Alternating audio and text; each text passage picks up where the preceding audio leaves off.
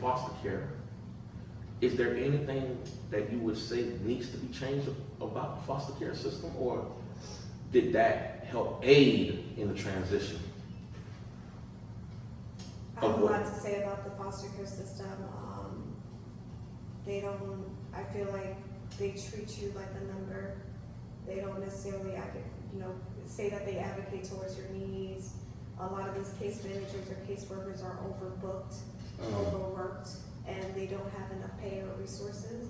And so that translates into someone that is tired, and they don't really, I wouldn't say that they don't care, because you have some caseworkers that actually do. However, imagine you saying you have 40 to 50 people, which is their typical caseload. 40 to 50 kids on a caseload that you got to check in with on a weekly basis, and you think things are going to slip through the cracks? Right. Absolutely not.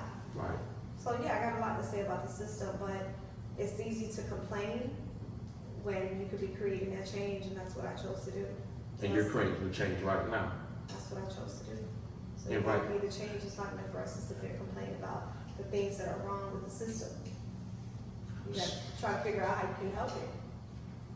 What advice do you have for doctors right now to help mental health for children coming from that path that you once lived? What advice would you tell them how to handle a fragile or insecure or broken individual?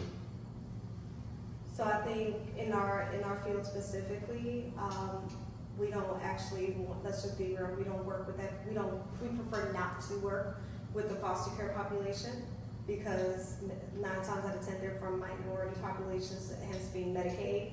Medicaid itself doesn't pay as much as these commercial or private insurances do.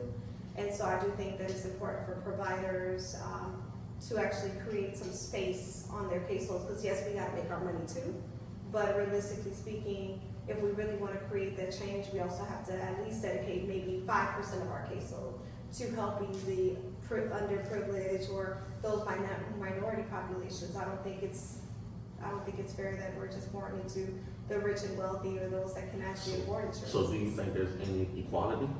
Not at all. In the healthcare system? Yes. Absolutely not.